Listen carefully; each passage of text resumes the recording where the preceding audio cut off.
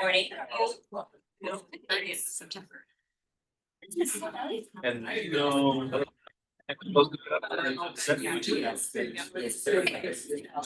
Excuse me, everyone. No one heard this recording started.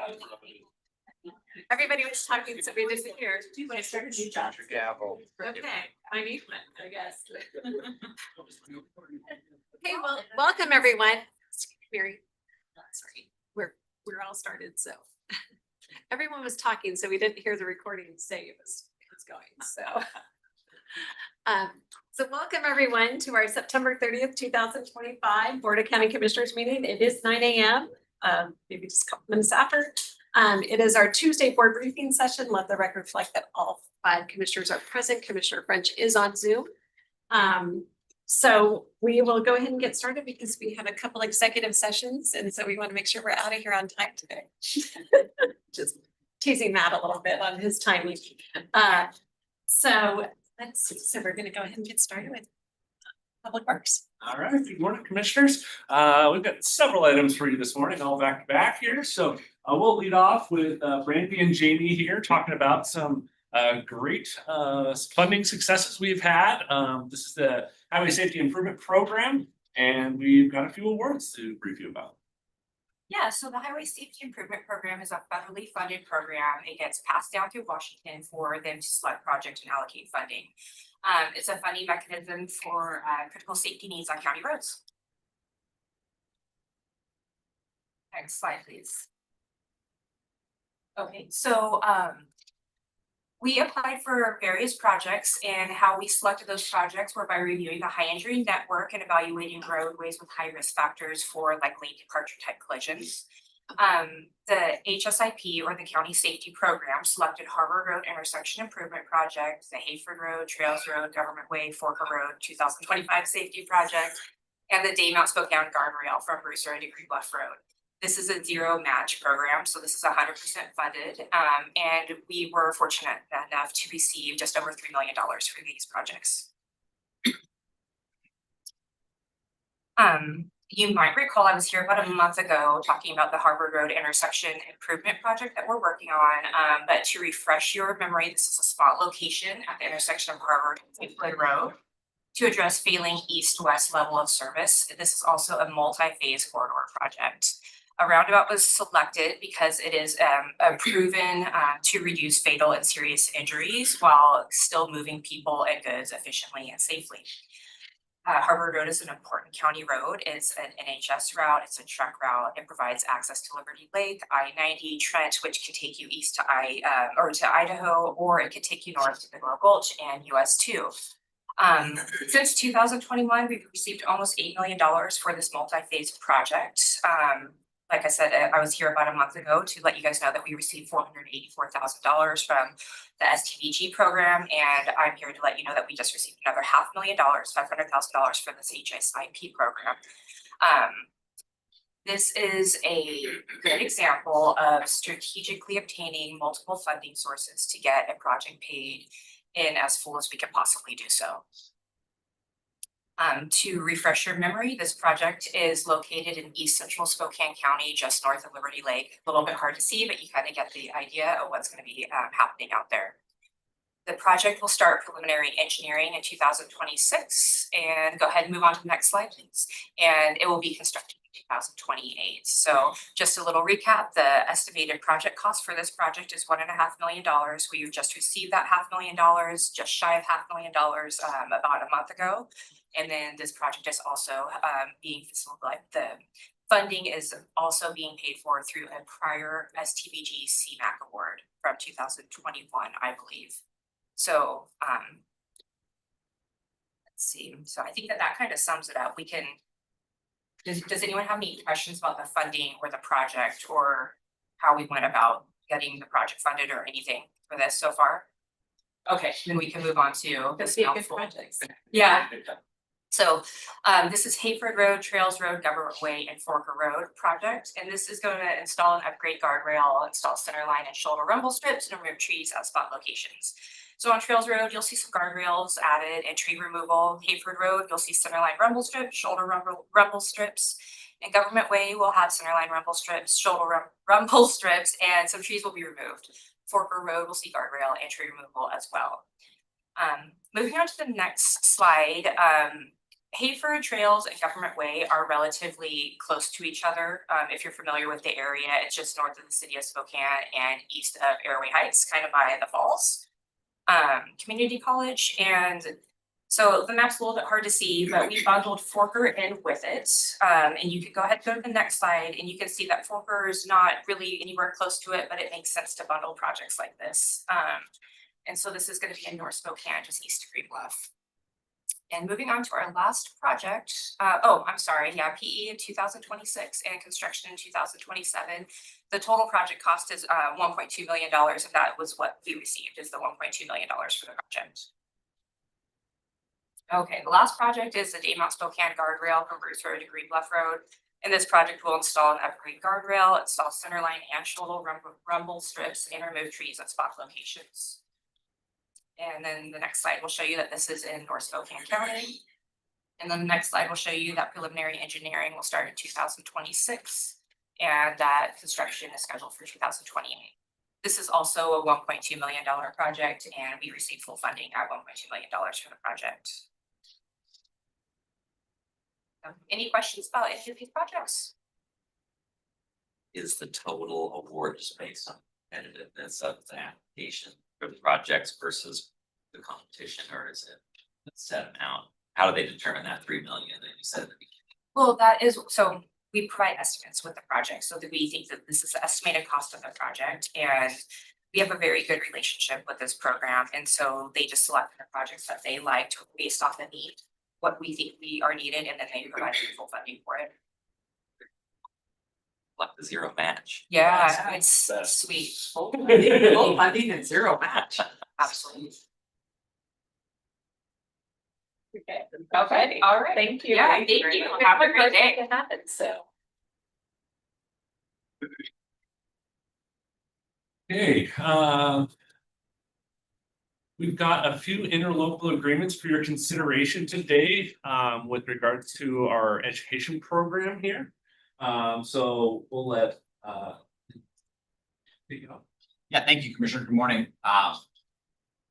So we actually have 3 interlocal agreements today to talk through. So as a summary, there's West Valley, it's the first one, then East Valley School District, Meade School District is the third, and then not to leave off Central Valley, they already have an interlocal agreement in effect, so don't need a renewal at this point. But Laura Goff is going to talk to you about these details, and this is funded through the Aquifer Protection Area funding, and it's a continuation of the programs that we have been providing for school districts. Go ahead, Laura. Good morning. Thank you for having me. Again, my name's Laura Goff, and I've been working for the county for just over 6 years as the Water Resource Education Specialist at the Water Resource Center. And before I jump into the facts here, years ago when I got my first job as in the field of environmental education, I was working as an interpretive ranger at Silver Falls State Park. And my supervisor there taught me the importance of a hook. Before you jump into the facts and the numbers, as interesting as you think it is, you have to pull your audience in. So I wanted to, before I jump into the slides, share a little story. Last week, I was lucky to attend the Idaho-Washington Aquifer Collaborative Conference, which was held at the Water Resource Center. It's a regional watershed leadership program, work across the boundaries to protect our water. And I sat down and I was next to a young professional. Her name was May, in her late 20s. And as we got chatting, she told me she grew up in West Valley and she had no idea about environmental science as a career. She visited the Water Resource Center and that blew her mind. It opened her eyes that there was a career, that you could be a water scientist. So she pursued a degree at University of Washington, which is also where I went. and got a degree in environmental science. And here she is now sitting at the table making regional decisions about our watershed. And I'm not even saying this contrived, like she was very earnest, she was very passionate about it. And in my mind, I was like, oh, good timing, because I knew I had this presentation. But it's also, you know, sometimes in environmental education, we know the work is good, but we don't always get that feedback, right? Because it's over generations sometimes. And so that kind of, that story really fuels my work. So I wanted to share that with you to put a story behind the numbers. The first interlocal agreement that we're asking for is a longstanding interlocal agreement partnership with West Valley School District. West Valley School District runs the West Valley Outdoor Learning Center. Jamie Oski Marsh has an incredible team, and she leads about 1,750 students from West Valley School District. She brings them to the Water Resource Center and leads the field trips with them. She brings them to the Salty Flats, does the Doris Morris Learning Center. And then she also does water themed open houses at the West Valley Outdoor Learning Center. At the end of the year, she provides us with a report, and then we're able to utilize those numbers in our report. So all of her programming is also aligned with our water mission. We're asking, in addition to the 1,750 students, it also reaches about 250 community members. We are doing a World Water Day in March, and she's also going to be attending there as part of that. So this is asking for $20,000 of APA funding over 2 years.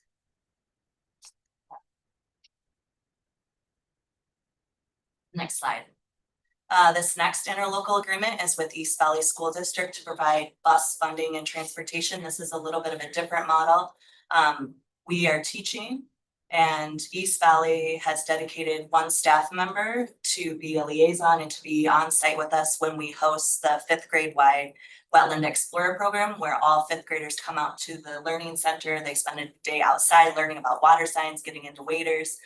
And they've been a partner with us just for 2 years. So this is one of our newest agreements that we've had, but they have stepped up. So they are printing the student field journals, which ends up costing over $1,000. They're printing them in-house. And then again, they have dedicated a staff as a liaison with our program, which makes the communication so much more efficient, and then also helps our staffing when they're there the day of. So we're asking for $4,000 in APA funds to provide transportation. That's over 2 years as well. So before we move on, I wanted to, if you look at the picture on the lower picture, there's a girl there. She was really afraid to go in the waders. Initially didn't want to put them on. As she saw her classmates wiggling into them, she put them on shyly, and then her classmates stood by her, held her hand, and walked her into the wetlands. So beyond, you know, our water mission of getting kids excited about the career, getting conservation messages, getting kids outside of the classroom gets them into a new comfort zone. And it also builds team building. And you can see her face doesn't look scared there. If you look close, she looks happy because she's being supported in a new environment. Next slide. This last interlocal agreement is with the Meade School District. They are a longtime partner of ours. Since 2011, we've been running a Bear Lake 5th grade field trip program. And so every 5th grader in their district will attend a field trip at Bear Lake Park at the end of the school year. We haven't done this for the last 2 years due to the park construction, and we're bringing it back better than ever. So one of the things that was challenging in the last few years that we did it was the staffing, because Spokane County was in charge of all the staffing. And so we've secured committed staffing from Spokane Conservation District and then the Washington Department of Fish and Wildlife, who will be there for all 9 days, leading programs alongside our staff, which allows us to also be running programs at the Water Resource Center at the same time. So we're asking for $5,000 in aquifer protection area funding to provide the bus funding. And this is for 1 year. We wanted to start out with 1 year just to make sure that the program was smooth before committing to 2 years of funding. A part of this too is getting the district, you know, to buy in and meet us halfway, kind of what East Valley and Central Valley do is with a coordinator and a liaison. And so we're still working with the district to get that solidified. But A fun fact about the Washington Department of Fish and Wildlife, they have a dog that sniffs out invasive mussels. And so that's one of the things that they're going to be doing with the students, as well as drones that look for invasive species. So, and we're going to be also, Spokane County will run one station on water quality. So if you go to the next slide, please. This is just a table to kind of quantify the costs and benefits. So every year, these ILAs bring us about 4,200 students. What's not accounted for here is all the adults. There's a lot of chaperones, there's a lot of school personnel who are also getting the message about water conservation. And so just wanted to point that out. And this costs us about $22,000 a year per student. That's about $5.74. And each district is a little bit different for the cost per student. That has to do with how far the schools are traveling to the site.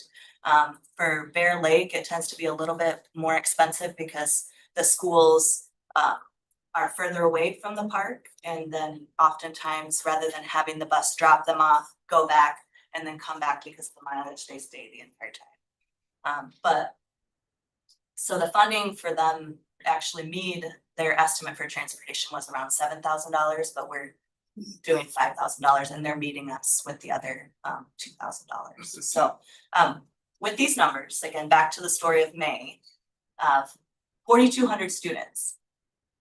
Like this, if you think about how many of those are May, not all of them, but within each field trip, I like to think that there's one kid who has a spark. And we need those bright minds coming into public works and protecting our local precious resources. And so $5.74 on paper, you know, what does that mean for the individual student? It can be priceless. Thank you for your time. And if you have any questions, I'll take. It's just really exciting. It's just exciting to see the continuation, you know, some of these programs and the, you know, for like being shut down, you know, just to get me back there. You know, just getting me on Doris Morrison Learning Center, just ecstatic that it's really becoming a premier learning site for kids across the county. So Money well spent. yeah. So very excited. Thank you. Thank you. Okay, I think we're up for what might be my most unique presentation of the year. Is it about compost? Oh, way better. Just waiting. It is October, isn't it? No, it's not October, It's a but dark we are joke. almost. We're gonna consider it October because we Dark want to get a little joke, Halloween vibe going in here. And talk about cemeteries. Particularly. I really didn't. Yeah, that's a terrible, terrible joke. It's not, you know. Compost, come on. Great segue. Okay. Whoops, so Didn't even look at the slide. or That's an Al French joke, is what that was, Sandra. Terrible. So for those of you who weren't aware, the Board of County Commissioners owns a cemetery. The Micah Cemetery to be exact, down off of You're Highway. given a cemetery. Yep. We own a lot of that we don't want. Yes. This is just one of them. You have lots of gems of property and this is one of them. So down off Highway 27, right, South County there. Yeah, town of Micah. So, if you go to the next slide, Ron, you can see, some history on this. So this cemetery was established in 1883. There's been some, notable burials there of, some kind of founding members of the community. There was a Micah Cemetery Association. Then Micah became a township. And then I guess it became not a township or whatever that mechanism. The township took it over. But we ended up assuming responsibility here at Spokane County in the 70s. Go to the next slide, Ron. Here's some fun photos of just kind of some of the stones and markers out there.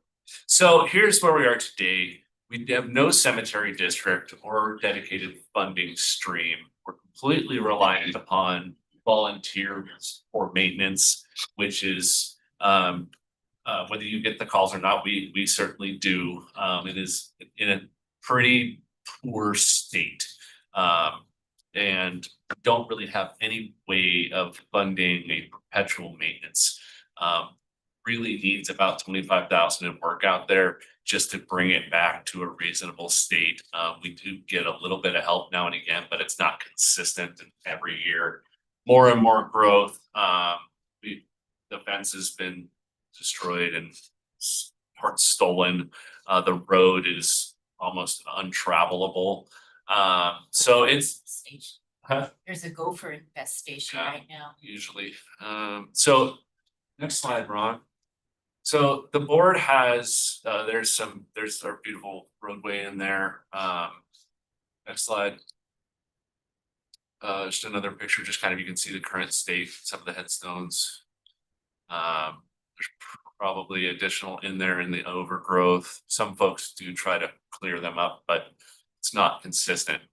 So when we took over, we had a whopping $40 to take care of this. We have tried to form a cemetery district. We've tried to annex into a cemetery district. We have called, I think, every cemetery organization in the county to see if they would take it. You know, Deborah has done that. Yeah. We talked about that a couple of years ago. We have failed at every attempt to find a proper caretaker for this cemetery. And so that's why we're here today, is we have an interesting opportunity. The next slide, Ron. So a local resident, is a longtime MICA resident contractor, has asked if we would consider transferring ownership to him. He knows a lot of the families there, and very terribly, he recently lost his daughter. He would like to have his daughter in that cemetery with a plot for himself and any other family members. He's willing to jump through the hoops. So whether that's a corporation or a charity nonprofit, he has to go through a federal process to get a tax exempt status, to be capable of license with the state. And his real kind of passion in this is, after losing his child, he wants to set up in a way to support families who have lost children specifically, and providing a location for that. I can't remember the number off the top of my head. There's about 60 empty or graves. 460 empty locations that could be utilized.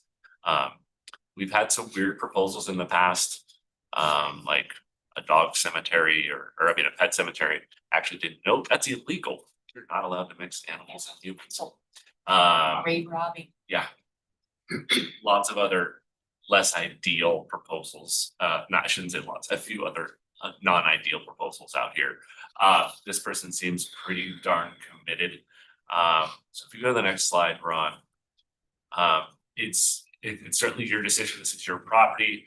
If you are interested, we wouldn't be doing anything immediately, but we felt it would be good to understand the board's intent here, because he has to do a lot of work so that he could become eligible to acquire the cemetery. We would just recommend transferring it for $1. There's not really any value out there. He has to set up, he has to get his license, he has to set up a trust. You have to fund a trust to prove he can prevent taking care of it. Minimum of 25,000. And really wanted to see if the board is interested, so that we can get back to Mr. Folsom and let him know. We wouldn't be able to move forward with the property transfer until he has all his ducks in a row, which is going to cost him some time and money. So wanted to hear from the board if this was something you wanted us to continue to move forward. Commissioner French. Yeah, thank you, Madam Chair. So, Mr. Tuig, I'm assuming that the cemetery has the remains of other family members other than Mr. Folsom's? That is correct. 30%? Yeah, it's about a third occupied. Correct. Is there any kind of notice provisions that are required to notify the family members of the other deceased before transferring the property? No, our lawyer had not said that was one of the conditions. You only have to have a trust in $25,000. And then 10% of every burial that they do afterwards has to be added to the funds to show perpetual care.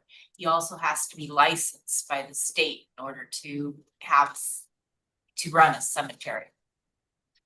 Okay, This would go through a public hearing process. okay, thank you. I happen to have a family member buried out there, so if I need to recuse myself, let me know. But would the idea be to, which I just discovered somewhat recently, would the idea be to transfer the ownership to the organization that is formed? Whatever charity or Nonprofit. nonprofit that he sets up. So that would have to be formed first, the transfer would kind of be the end step after a public hearing. Yep. Okay, all right. Yeah, and so really, the question before the board is just if you would like us to inform Mr. Folsom that you would be supportive of this transfer kind of at the end game, because he has to do a lot of work on the front end to meet all those eligibility requirements before we can formally do a transfer, but we didn't want to send him down the rabbit hole of doing all that work and it's not interested. So my only question, and Scott and I talked about this, we're talking about agendas, is if something happens in the future, because Mr. Folsom is not gonna live forever either, like all the rest of us, other than Al. You know, would we set it up that it transfers back to the county? I mean, we really don't want it back, but if we also, you know, that's kind of the worst case scenario, is that we end up with it back and. Yeah. The charity or the nonprofit would be owner of it, whoever their successor would still be the owner. So if something happens to the nonprofit in 50 years, is it really active? Well, you know, there's a lot of different cemeteries that are ran by different groups and stuff, and you know, there's a lot of abandoned cemeteries. Right now, the county owns this. We don't really do, and we have no funds, and it's all charity work. And so, Just was wondering what would happen in, like I say, 50 years, just so Yeah. it stays with that nonprofit. yeah, at this current time, there's a lot of cemeteries in the city of Spokane, and the county has never accepted any into its ownership. Most are cemetery districts that are. Yeah. to Have the taxi or you know, purpose, but yeah. What is involved in creating a cemetery district? Can you just say more about past efforts and why those Okay. were unsuccessful? Cemetery districts, it requires a vote, and you have, in this case, we'd have to get 60% of the vote to pass to tax them. In that boundaries. In that boundary of whatever we're doing. So in the past, we've looked at that and it's not been achievable. I mean, it's hard to get something like that going. I went through and tried to get another cemetery district to accept this as part of their district as well. But the way that the law is written, you have to go again to 60%, you have to actually form a cemetery district or another cemetery district to take it over. So that put us in a catch-22 for that, so we could do that. And if I understand correctly too, it's not just, it's not like you have a vote and it's 60% of the voters, it's, you have to have 60% response in positive. So you have to have least 60% voting, and that would have to be 100%. That's the challenge. Commissioner French. Do the inhabitants have a vote as well? If Only they on have a policies. resident, They're they'll an aye.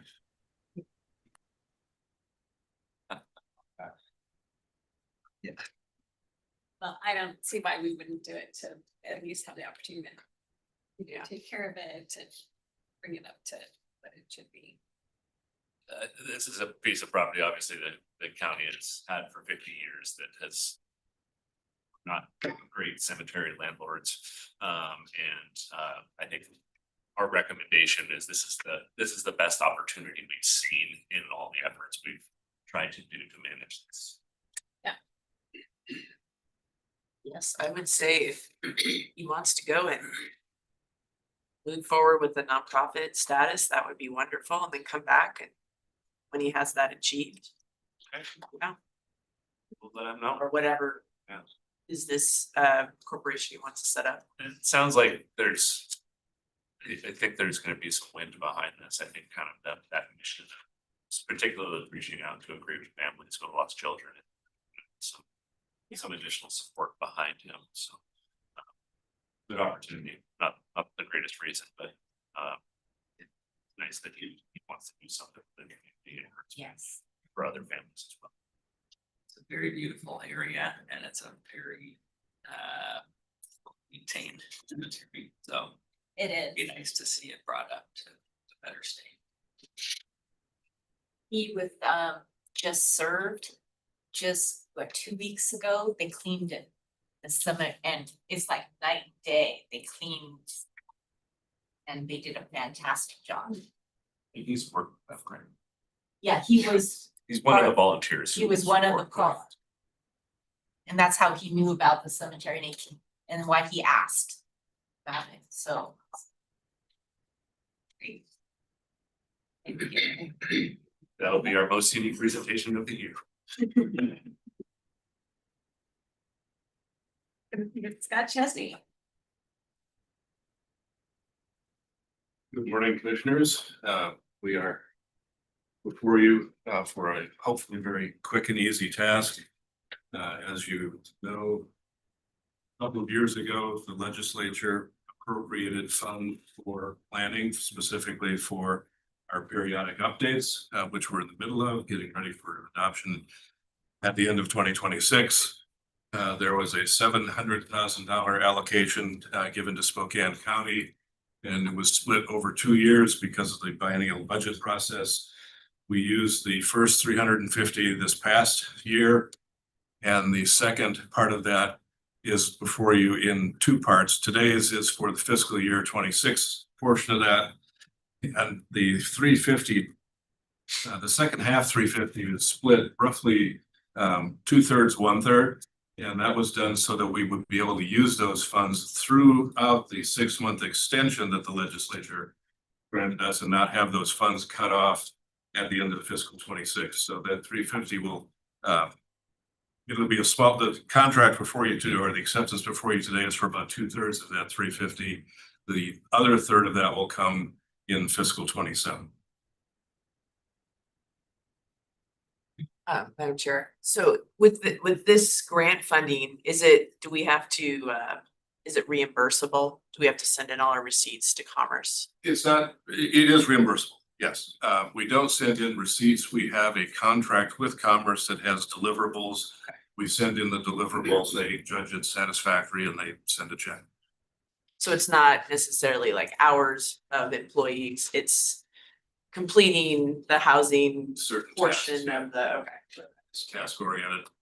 They do not require detailed receipts for time or materials. It's did you accomplish what you said you would do in this item of work?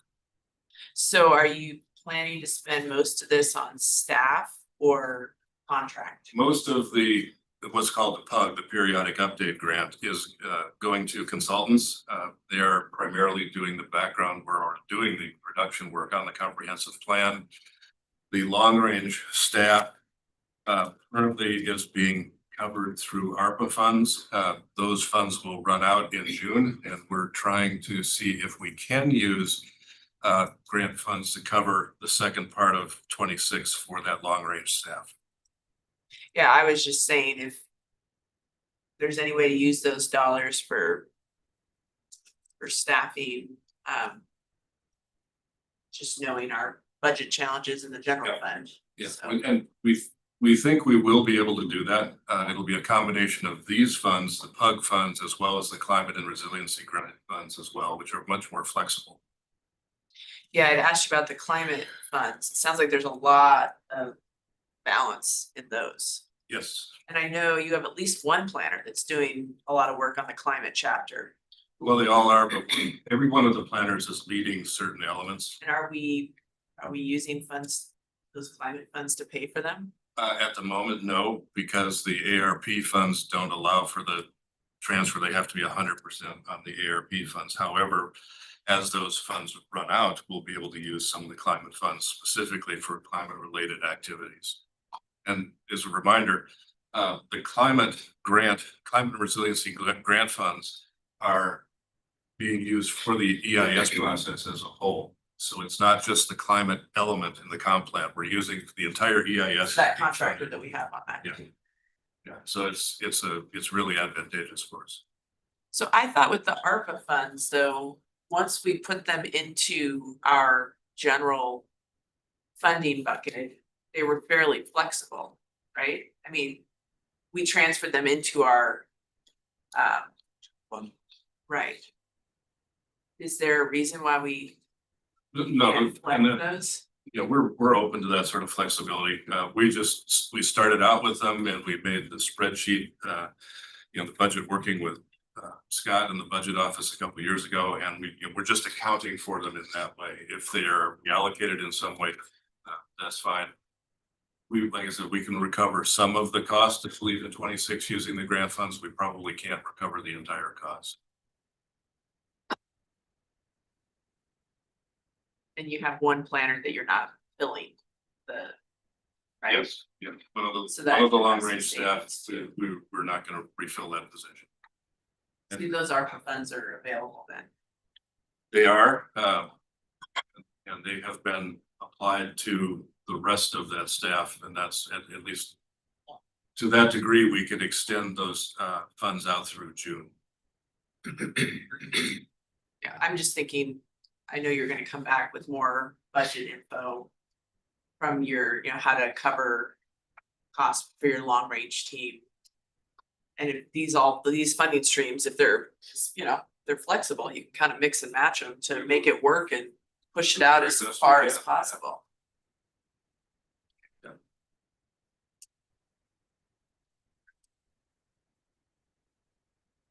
Any other questions?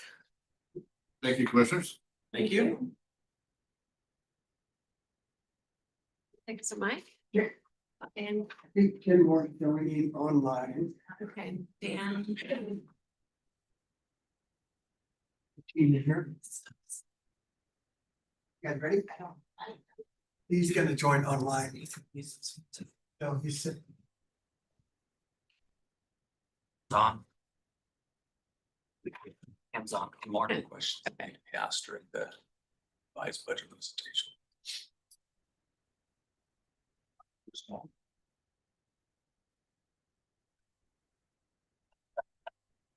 Climate, there's a lot of money in that climate grant. Yeah. Because they combined it with the other monies. You would do a double take.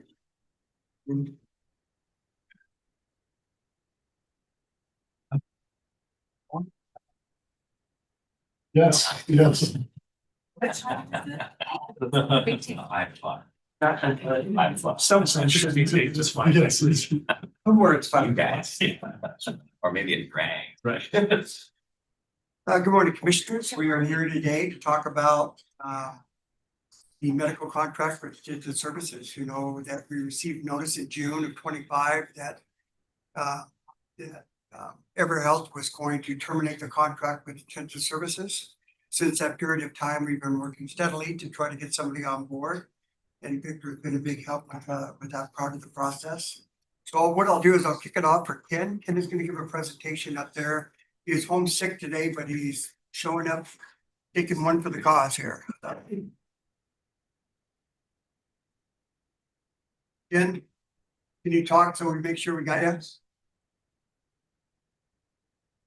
Okay. Negative.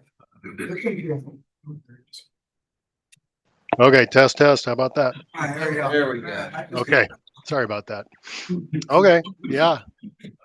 Thanks for the time. Again, we've got Chief Hooper with us, Lieutenant Lehman, Victor is with us as well. And it's very hard to see the screen. I'm not sure if I'm missing anybody else. There's a few other folks online that may be necessary to support us as well. So appreciate everybody taking the time today. Real quick agenda, we'll go through a little bit of backstory with medical service provider, the history. We'll take you through our new vendor evaluation process, scoring, service offering recap for the potential new provider, and our ultimate recommendations. So next slide, please. So as you guys are all aware, we contract currently with NavCare EverHealth to provide medical, pharmacy, and dental services at both of our facilities. It's been about 8 years with them. Our most recent contract was signed in January of 25, so not too long ago. And as Mike had indicated, we had heard in June that our official notice was issued that they would be terminating the contract. It's a 180-day termination that's effective at the end of this year. Prior to that, we kind of heard some rumblings that they weren't interested in being Washington State anymore. So we did a little bit of pre-work to kind of set ourselves up to be in a good position to deal with this. So next slide, Ron.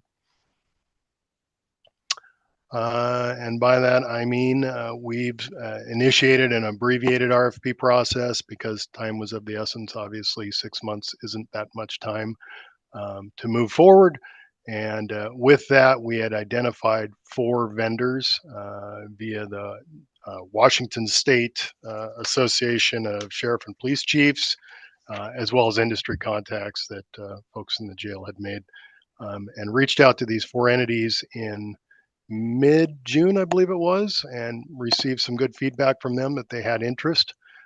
So we had formal proposal requests put out and received in late July. We've been assessing those since, and ultimately scored and came up with a recommendation for you.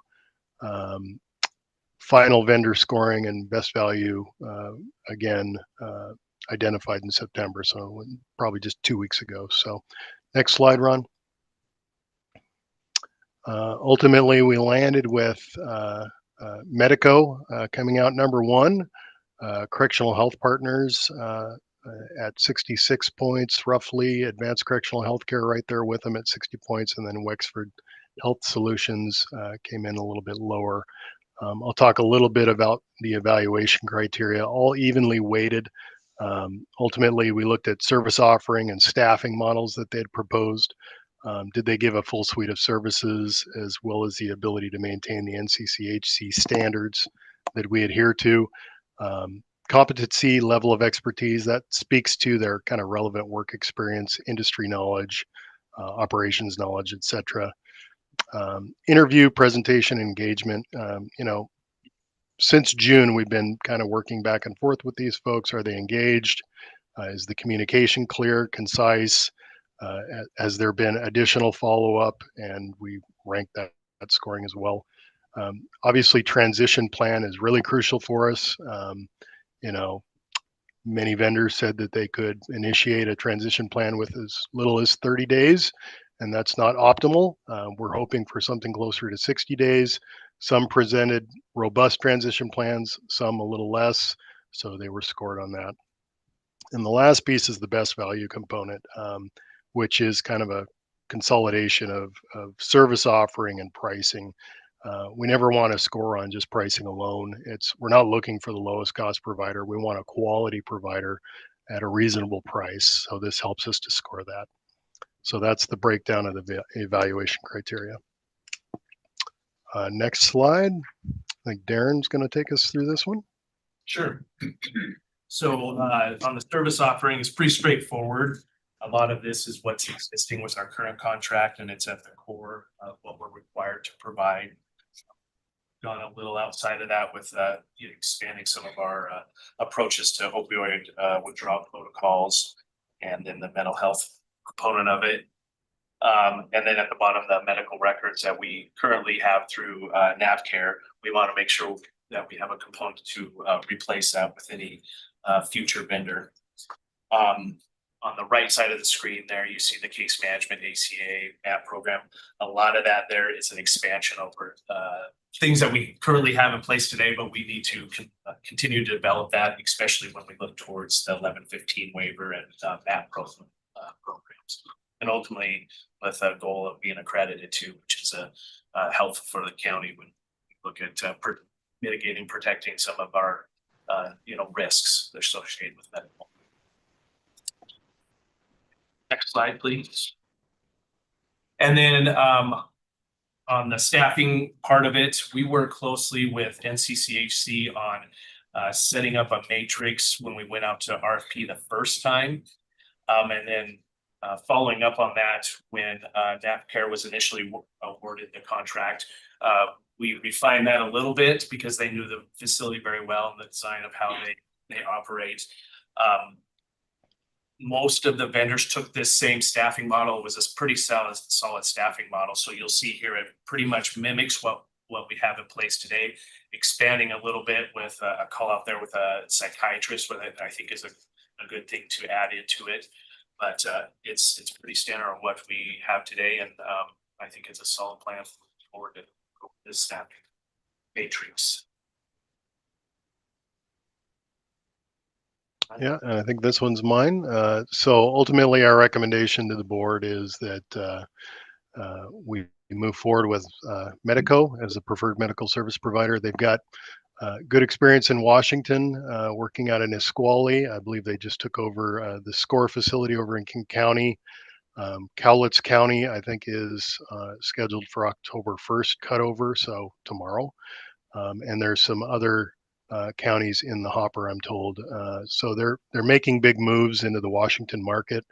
A lot of experience on the East Coast as well and in California. So feel confident in their value proposition and their experience, and would like to recommend moving into contract negotiations with a consent agenda approval on 10/7. And after that, we think negotiations might take about 60 days. That would put us out into hopefully late November, early December at the latest. And we can kind of overlap some of that transition planning to be able to have a smooth, seamless transition from one vendor to the other. In addition to that, I know NavCare EverHealth is open to possibly extending beyond that termination date of end of year. We're hoping we can have a discussion with them in the coming weeks to possibly get another 30-day extension out of them to allow for a little bit more of that transition plan to happen. And we'll keep you posted on that. So that's our ask. Any questions? And also, Commissioners, Neighbor Club already drafted up the resolution for it. You'll see it next Tuesday, as Ken alluded to. Dad, and do you have anything in the risk pool that you want to share on that? Nate, any follow up on it? Nothing further. I think that concludes our presentation. Well, it looks like they definitely had the highest score, and it's excellent that we're able to find a good provider. So I'm excited about the opportunity.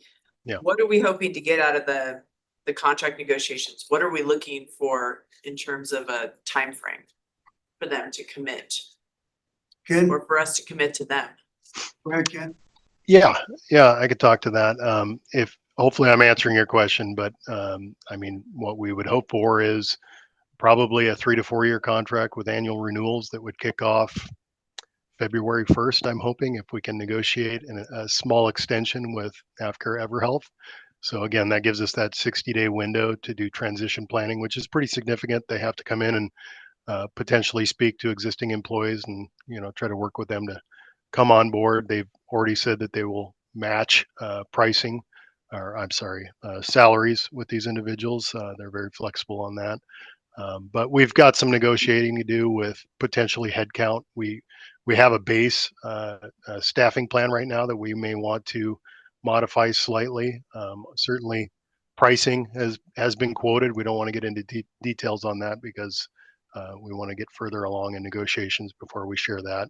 But there's lots of smaller service offering components that we want to learn more about and understand and negotiate. You know, the 1115 waiver stuff is a perfect example of that. They would utilize and they do utilize over in Nisqually, a third-party billing administrator to support the Medicaid billing. So we'd want to learn a little bit more about that and the cost structure there, as well as the enrollment component for ACA 1115 waiver. So lots of little things to learn a little bit more about and make sure that they're documented strongly in our statement of work that goes into the contract. So does that answer your question? I guess Thanks, Ken. I'm trying to figure out. You've vetted through the process. You want us to you're recommending them for us to set a contract with them, but we don't know all the details yet. So I'm trying to reconcile that in my mind. Yeah, and I can touch on that. We will come back to you after contract negotiations, just like we did with EverHealth, to lay out that contract, that finalized contract, and get your approval to move forward with an execution of the contract, which would include the board signing that contract.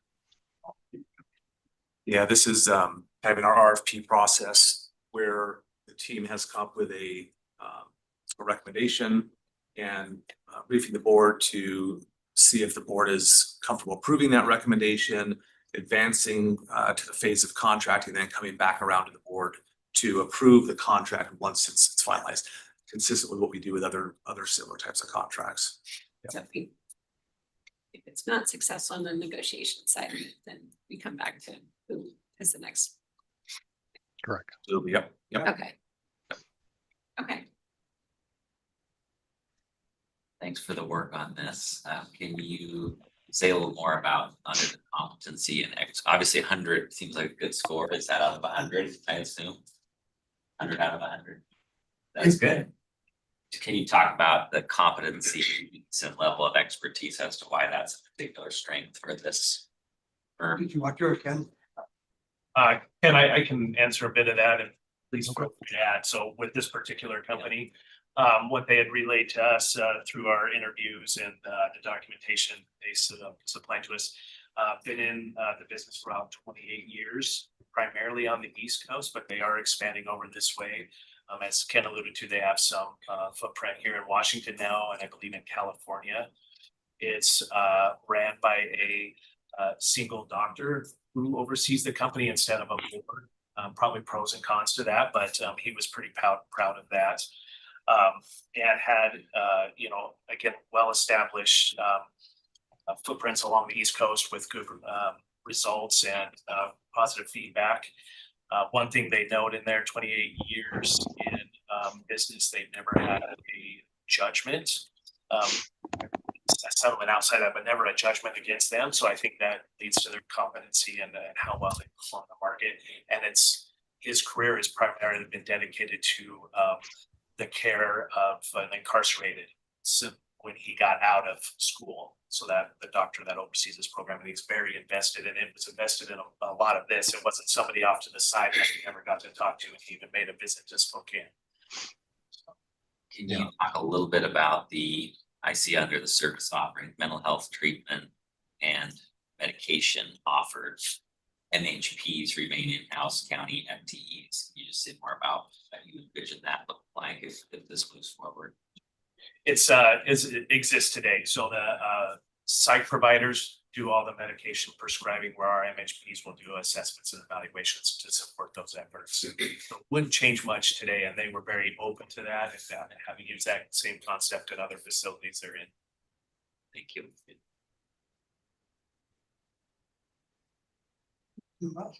Okay, thank you. Thank you. Thanks, guys. Good work. Thank you. Thanks, Ken. You bet. Thank you. I owe you a call back. Oh, That's the end of the scheduled items on our agenda. Look, we're even full ahead. and it's scheduled. Any miscellaneous items before we go into executive session that we know we have? Yeah. No miscellaneous items? Jeff? Jeff Morris, you have a miscellaneous item. Yes. I believe Vicky was gonna come over and do Auditor Dalton. I just teamed her to see if she's available. Which is a miscellaneous item. Yeah. Yeah. Acknowledgement. Not him. No, Tim had that, till 10, it's gonna come over after that. Pat, you have a miscellaneous item? Yes, I know you discussed it yesterday, but just a reminder, we have a proclamation today. So we'll have someone there to receive it, take a photo, and then we have that award or certificate as well today. So those two items this afternoon. Very good. Also, I sent all the board a copy of the Sims report, and I'm wondering if you all want to have them present to us and talk through them for slides. If you do, then I'll set up a presentation for that one. Yeah, I think it'd be good. Okay, I'll get that handled. Thank you. I missed the second.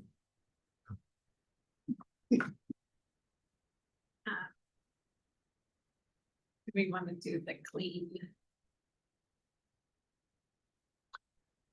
Wanna Jessica know. Oh, Jeff? Should we see if we can move the auditor to the 2 o'clock? Well, that's what I'm thinking is. And maybe she's not, I've teamed her and she hasn't responded, so she must not be available right now. Okay.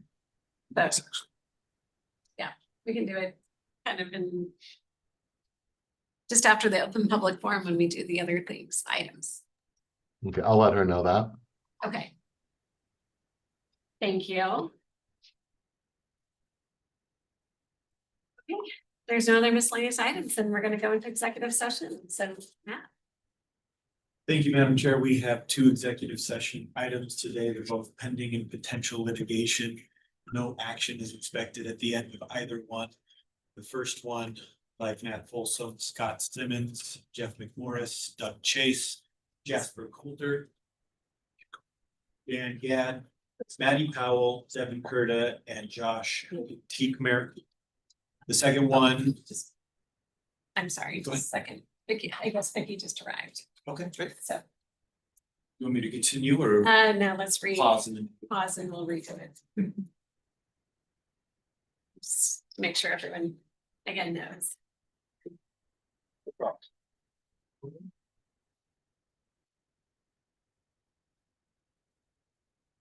Good morning. I mean.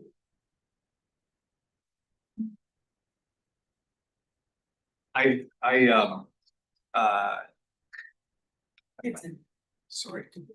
wanted to, just for the board's awareness, I think you may have already seen this, but our auditor team got back and the county got back a clean audit report for the 2024 audit, which is a huge accomplishment, reflective of a lot of hard work that Vicky and Tim and their team do. And I don't think it's not something that everyone sees visually every single day, but is certainly underpinning all of the great internal controls and the processes and the accounting and finance work that they do. So I thought it'd be really nice for the board to be able to recognize them and just a great accomplishment and attestation to what they do every single day.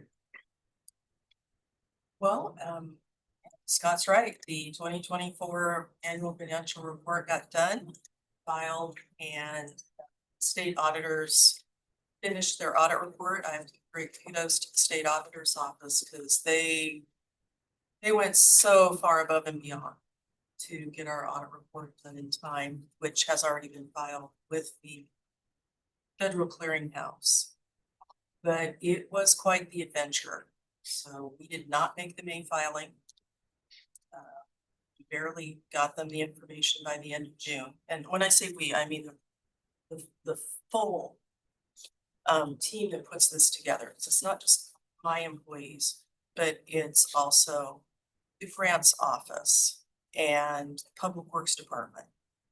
And this year was a struggle, and so will next year. Be a huge, an even bigger struggle. So this year, we were a couple of months late in getting information to the state auditors, which is why I say they really did an amazing job to get our audit done. And said next year's not looking much better. A lot of people stretched very thin. We're working on a new system. Getting information out of it in a way that it needed is going to be a pretty significant challenge. A couple years down the road, we'll be fine, most likely. But this upcoming year is a test everybody's capabilities. So just letting you know, we're thrilled to get this one done. It took a huge amount of effort on a whole lot of people's part. But next year will be a bigger challenge than that. Yeah, it feels really good to be able to come to you guys with some good news because, you know, we did stumble out of the gate a little bit and it's part of, a lot of it is attributable to the new system. And it's going to be a 2-year process because this year we were working in 2 systems. While we're trying to do the financial reporting out of the old system, we're working in the new system and having to move information from one year to the next. So we knew it was going to be a little bit of a challenge. And like you said, we got it a little late, but a lot of cooperation between not just our office, but all the departments throughout the county who have to help provide information to the state auditor's office and then the state auditor's office themselves. I mean, Vicki said it, I can't say it enough, the cooperation we get from that group. We have a great team. I mean, I've been doing this stuff for 25 years and, you know, sometimes you have, they're always good people, but sometimes you have a little bit more cooperation. You do feel like they're a partner. And I think with the team we have at the state auditor's office right now, I really do feel like it's a partnership. So huge kudos to them. We couldn't have got to this point without them and the communication. They're willing to meet with us every single week so that we can stay on top of if we're getting a little bit behind on getting information. So I can't say enough about the cooperation we got from them and from the departments. Because I know everybody's busy, everybody's got their day job to do. And so when they're getting asked for information, sometimes, you know, I'm the same way, your eyes roll back like, oh, not more. I have this pile of work I gotta get done. So really can't say enough about just how everybody pulled together to get this done so we could get the filing done before the September 30th deadline for our bond disclosures, because that's a big deal. We don't want to miss that. You know, being a little late filing with the SAO, while not ideal, we can still work past that. If you miss your bond disclosure filings, that can be a bigger deal. So really appreciate it. So if anybody's over in Olympia for a legislative session, please pop in and see the state auditor, Pat Murphy, and just tell her that the Spokane team is beyond tremendous and that we really appreciate everything they did to meet the deadline. So there are other local government entities out there who are not going to get their audit by September 3rd by today. And then all that, have no findings, no management letters. I mean, you can work with a clean audit with just some minor classification things that don't rise to any kind of reporting. It's a nice perk. We want to see and just again, a great shout out to them. And in spite of all the challenges, to get a clean audit report is it's what you want to strive for every single year. Thanks for the work. Congrats. Yeah, Thank you. Thank you. Thanks for all the efforts. No, yes, between those 2 systems, it's a nightmare, I'll just say. So it's beyond a challenge. Good work.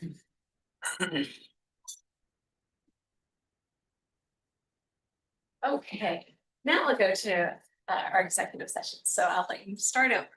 Thank you. 2 executive session items this morning, both pending and potential litigation. No action is expected at the end of either one.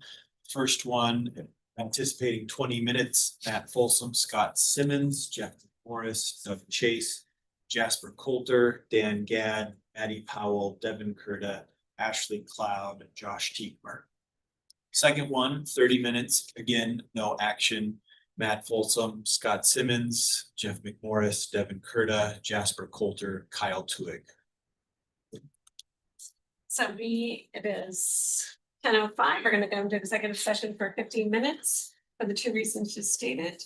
No action will be taken. So at the end of that, we will adjourn for the morning and see everybody back for 2 o'clock. Thank you.